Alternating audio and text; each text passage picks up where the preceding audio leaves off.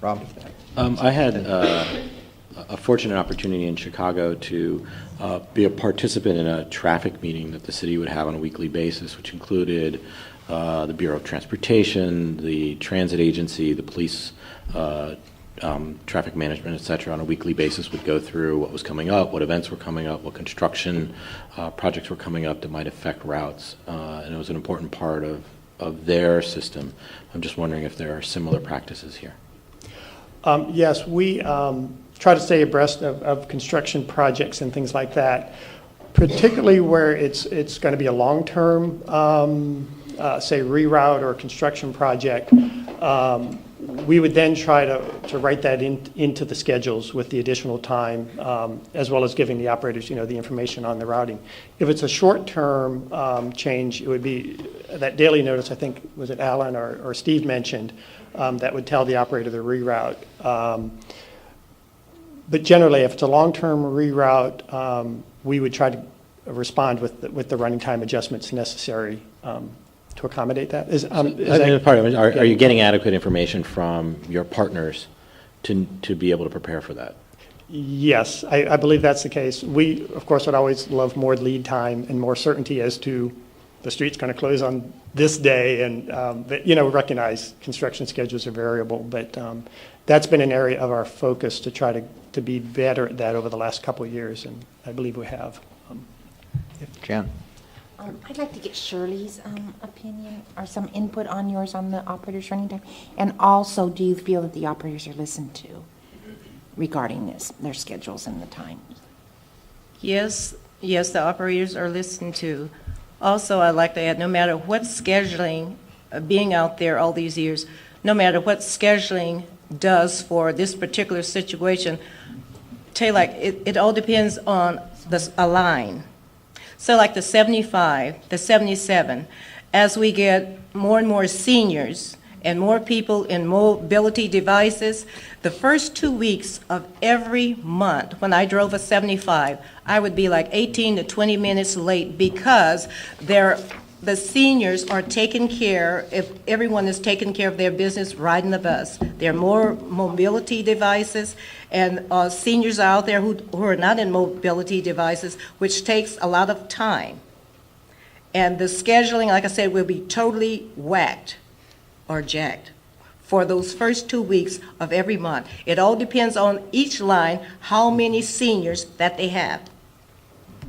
Well, and I also know that bicyclists take time on putting their bikes on the rack. In fact, some people with mobility devices and stuff can get on bus, run on the bus, and bicyclists can put on the bus. Like I said, So it's not, yeah. like I said, if they know how to drive them. We've had, sometimes it has taken up to 8 minutes to get a person in a scooter, which they are boom, bang, and they need, practice on learning how to drive that mobility device before they get on the bus, and a lot of times they aren't.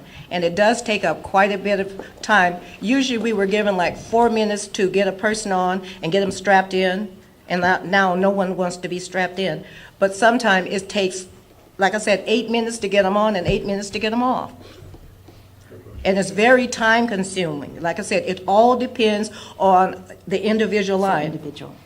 Yes, if I was driving, say, like a 32 or 35, or 30, sometimes or 33.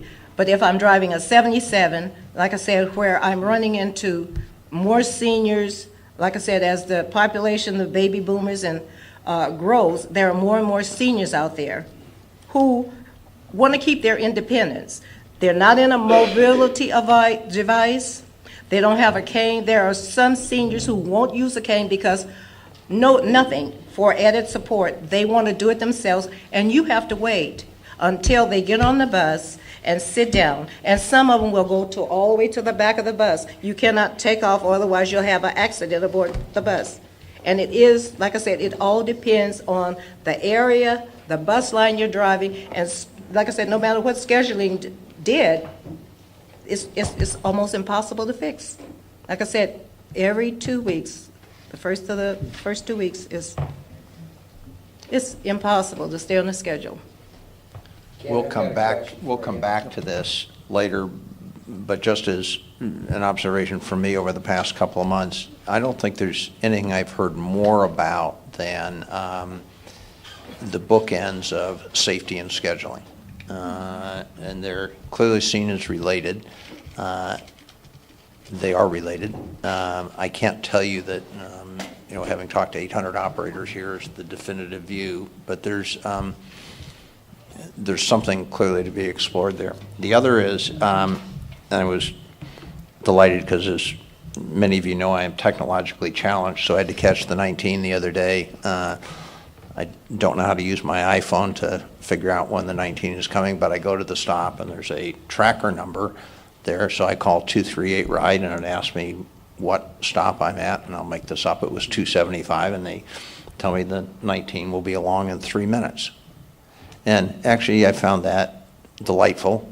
I got a couple things in my briefcase, so I do a little bit of work, and 3.5 minutes later, there's the bus.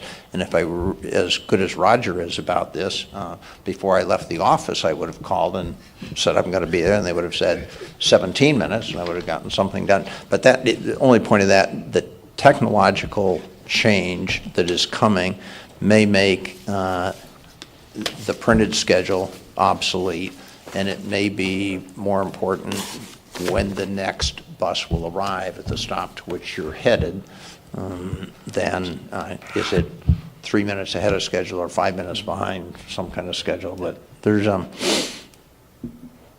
you've got a crucial role, Ken, in this, and it is related to safety, and we'll probably, as an organization, end up maybe putting behind what have been some long-held beliefs and think differently about stuff.